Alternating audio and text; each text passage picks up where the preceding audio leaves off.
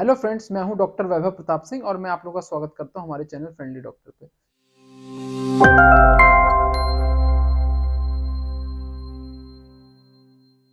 दोस्तों, आज का हमारा टॉपिक ऑफ डिस्कशन है कि अल्ट्रासाउंड का क्या रोल है प्रेगनेंसी में और कब कब अल्ट्रासाउंड कराना चाहिए और कौन से टाइप का अल्ट्रासाउंड कराना चाहिए। तो दोस्तों, बगैर किसी देरी के हम लोग अपना टॉपिक स्टार्ट करते हैं। सबसे पहले तो ये सब जानकारी होना ज़रूरी है कि जो अल्ट्रासाउंड पे जो बच्चा होता है, जो फीटस होता है, वो कब से दिखना स्टार्ट कर देता है। तो दोस्तों, जो हम लोग जब कंसीव होता है प्रेगनेंसी, तो सबसे पहले बनता है जेस्टेशन सैक। ये कुछ नहीं होता, ये एक पानी का यूट्रस के अंदर, बच्चेदानी के अंदर पानी का एक कलेक्शन होता है, पानी का एक सैक होता है। इसी के अंदर कुछ टाइम बाद बच्चा आना दिखना स्टार्ट होता है अल्ट्रासाउंड पे। तो दोस्तों, इसका जो टाइम होता है 5 to 6 वीक्स, यानी कि जब 5 से 6 हफ्ते की प्रेगनेंसी होती है तो ये जेस्टेशन सैक अल्ट्रासाउंड पे दिखना स्टार्ट हो जाता है। तो बहुत सारे पेशेंट्स आते हैं जो 2 हफ्ते या 3 हफ्ते की प्रेगनेंसी में अल्ट्रासाउंड कराने आ जाते हैं और कहते हैं कि बच्चा नहीं दिख रहा है, तो उनको टेंशन हो जाती है। तो ये एक्सरसाइज बिल्कुल गलत है। आपको 5 6 हफ्ते के पहले अल्ट्रासाउंड, उसके पहले आपको अल्ट्रासाउंड में बच्चा दिखेगा ही नहीं दिखेगा। ठीक है। तो आपको समवेयर अराउंड 6 वीक्स के आसपास इस सैक के अंदर ऐसे करके फीटस दिखना स्टार्ट होता है। तो इसको हम लोग बोलते हैं फीटल पोल। तो ये कब दिखना स्टार्ट होता है दोस्तों? ये समवेयर अराउंड 6 वीक्स के आसपास ये जो फीटल पोल होता है ये दिखना स्टार्ट होता है, बट इसके अंदर हार्ट बीट नहीं होगी। तो इस पे बहुत सारे लोग परेशान हो जाते हैं जब उनको प्रॉपर काउंसलिंग नहीं की जाती उनके डॉक्टर के द्वारा कि अरे 6 हफ्ते का बच्चा, मेरे बच्चे की हार्ट बीट नहीं है। तो दोस्तों, 6 हफ्ते पे हार्ट बीट आएगी ही नहीं, और अगर है भी तो दिखेगी नहीं अल्ट्रासाउंड पे। तो हार्ट बीट दोस्तों कब आती है? 7 वीक्स पे। यानी कि बच्चा जब 7 हफ्ते का हो जाता है तो उसका हार्ट बीट जो है वो दिखना और उसको उसको मेजर करना, यानी कि इसके अंदर हमको ये यहाँ पे मूवमेंट, हार्ट का मूवमेंट हमको दिख जाएगा। और अगर हम लोग डॉपलर करेंगे तो हम इसको मेजर भी कर सकेंगे कि बच्चे का हार्ट बीट कितना है हमारे। तो अमूमन बच्चे का हार्ट बीट 120 से 180 के बीच में होता है, which is a normal heartbeat. तो दोस्तों, इसके बारे में इंफॉर्मेशन होना बहुत जरूरी है ताकि हम लोग अननेसेसरीली पैनिक ना करें। और आइडियल टाइम सबसे पहले सबसे अच्छा होता है यूपीटी, यूरिन प्रेगनेंसी टेस्ट के थ्रू आप कंफर्म कर सकते हैं कि प्रेगनेंसी है। उसके बाद आप वेट करें 7 हफ्ते तक। 7वें हफ्ते पे आप अल्ट्रासाउंड कराएं उस हफ्ते, और उस अल्ट्रासाउंड पे हम लोग हार्ट बीट और बच्चे को मेजर करके डॉक्यूमेंट कर दिया जाए। और इसके साथ साथ इसका एक ये भी रोल होता है कि कई बार आजकल आईवीएफ भी हो रहा है, तो ट्विंस या ट्रिपलेट्स भी होते हैं। तो उसके बारे में इंफॉर्मेशन मिल जाएगी कि हमारे वूम में, हमारे गर्भाशय में कितने बच्चे हैं, 2 हैं, 3 हैं। तो उसके बारे में इंफॉर्मेशन मिल जाएगी। दोस्तों, दूसरा करेक्ट टाइम है और करेक्ट स्कैन है, वो है एनटीएनबी स्कैन। इसके बारे में मैं वीडियो बना चुका हूँ, उसको आप हमारे चैनल पे देख भी सकते हैं। इसका दोस्तों करेक्ट टाइम होता है 12 से 14 हफ्ते के बीच में, ये एनटीएनबी स्कैन होता है। ये दोस्तों एक स्क्रीनिंग टेस्ट होता है। इसमें क्रोमोसोम रिलेटेड एबनॉर्मल्टी कुछ बच्चों में होती है, जैसे डाउन सिंड्रोम, एडवर्ड सिंड्रोम। तो उसके बारे में इंफॉर्मेशन मिलती है। इसमें हम लोग एनडी यानी कि नेजल बून को देखते हैं और एंटी न्यूक्लियर ट्रांसलूसेंसी होती है उसको देखते हैं। साथ ही साथ इसमें हम लोग अब बेबी, अब जो चूंकि मशीन से एडवांस है, पुरानी बात हो गई है, अब चूंकि मशीन से एडवांस्ड है, तो हम लोग को 12-13 हफ्ते में भी बच्चे के लिम्स यानी कि दोनों हाथ दोनों पैर अप्रिशिएट होना स्टार्ट हो जाता है। हार्ट बहुत अच्छे से दिखता है, छाती के ऑर्गन्स हमको दिखना स्टार्ट हो जाते हैं, पेट के ऑर्गन्स हमको दिखना स्टार्ट हो जाते हैं। तो टेक्निकली अब एडवांसमेंट बहुत आ चुका है रेडियोलॉजी में। तो 12 से 14 हफ्ते का स्कैन इसलिए बहुत इंपॉर्टेंट है।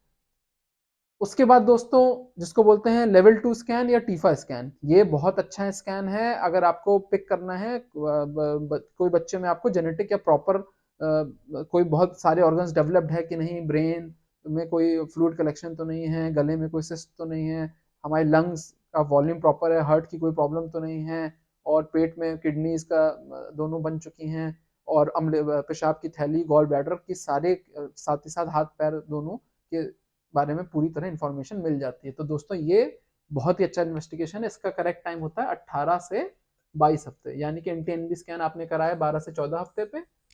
ठीक है। तो उसके हम लोग मोटा मोटा समझ लीजिए 2 महीने बाद, 1.5 से 2 महीने बाद हम लोग ये वाला टेस्ट लेवल 2 या टीफा स्कैन बोलते हैं, इसको करा लें। ये थोड़ा सा टाइम टेकिंग और कम्बरसम होता है। इसमें बहुत ही डिटेल में स्टडी किया जाता है, एक एक पार्ट ऑफ द बॉडी जो है मेजर किया जाता है और उसके हिसाब से रिपोर्ट दिया जाता है। और इस टेस्ट के बाद आप थोड़ा निश्चिंत भी हो सकते हैं कि अब ऑर्गन्स जो है मेरे बच्चे के 18 हफ्ते में सारे बन चुके हैं। उसका ब्रेन डेवलप हो गया, हार्ट डेवलप हो गया, लिम्स डेवलप हो गए, लीवर, किडनी, स्प्लीन, पेनक्रियास, सारे एब्डोमेन के ऑर्गन्स डेवलप हो गए, तो आप टेंशन फ्री हो सकते हैं। अब इसके बाद रोल आएगा न्यूट्रिशन का, डाइट का। अब इसके बाद बच्चे का वेट रैपिडली ग्रो करना स्टार्ट हो जाता है। तो इसके बाद आप थोड़ा सा निश्चिंत हो सकते हैं और फिर अपने डाइट पे ध्यान देंगे। दोस्तों अब हम बात करते हैं नेक्स्ट स्कैन, अल्ट्रासाउंड स्कैन, जो कि होता है फीटल इको। ये सब में एडवाइस नहीं होता है, ये हाई रिस्क प्रेगनेंसी जैसे कि एल्डर जो अपना प्रेग्नेंट वुमन है वो 30 इयर्स के ऊपर है, 32 33 इयर्स की है, या उसको प्रीवियस में बच्चे में कोई हार्ट की प्रॉब्लम थी बच्चे में, या टीफा स्कैन में कुछ इशारा मिलता है कि बच्चे में कुछ प्रॉब्लम थी, तो उसमें ये फीटल इको किया जाता है। इसका दोस्तों इसमें सिर्फ हार्ट का स्टडी किया जाता है कि बच्चे का हार्ट कैसे डेवलप हो गया है, सारे चैम्बर्स हैं कि नहीं, ब्लड फ्लो कैसा है, कोई ज़्यादा कंजेनिटल प्रॉब्लम तो नहीं है। तो इसका करेक्ट टाइम होता है दोस्तों 22 से 24 हफ्ते के बीच में।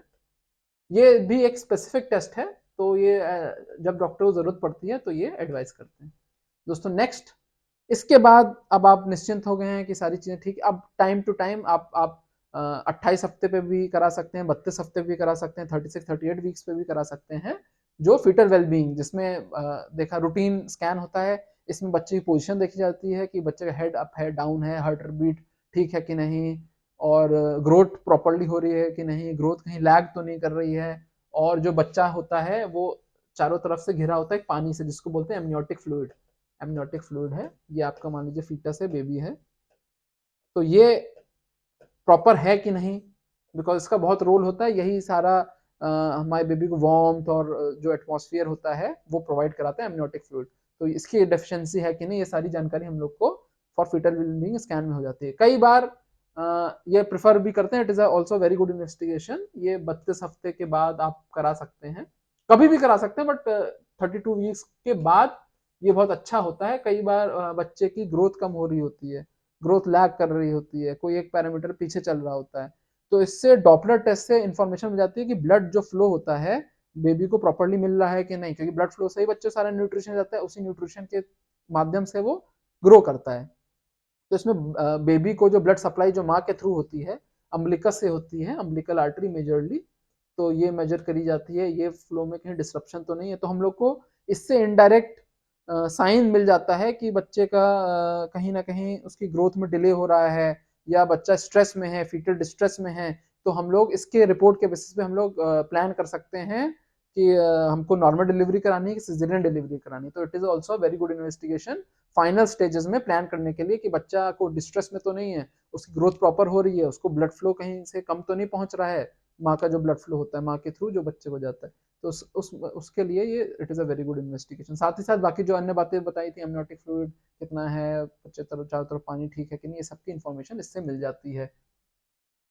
दोस्तों एक और आपने कॉमनली नाम सुना होगा 3D 4D scan. 3D 4D scan कुछ नहीं होता है, डायग्नोस्टिकली बोला जाए तो इसका बहुत ज़्यादा रोल नहीं है, ये एक बोल सकते हैं एक कॉस्मेटिक है कि आप बच्चे का इसमें नोज देख सकते हैं, उसकी स्माइल देख सकते हैं, उसको वेव करता हुआ देख सकते हैं, उसको रियल टाइम में। 3D is just a 3D picture, जैसे हम मैं खड़ा हूँ तो मेरा 3D में आप देख रहे हो।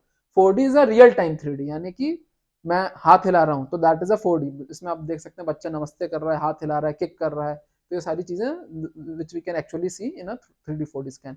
और डायग्नोस्टिकली इसको बोलने अगर बीमारी को पकड़ना है तो बहुत ज्यादा रोल नहीं है इसका। तो फ्रेंड्स मैं उम्मीद करता हूँ आपको कंसाइजली समझ में आ गया होगा ये टॉपिक, और इससे काफी आपको हेल्प मिलेगा। Thank you, stay healthy, stay happy, keep your baby safe.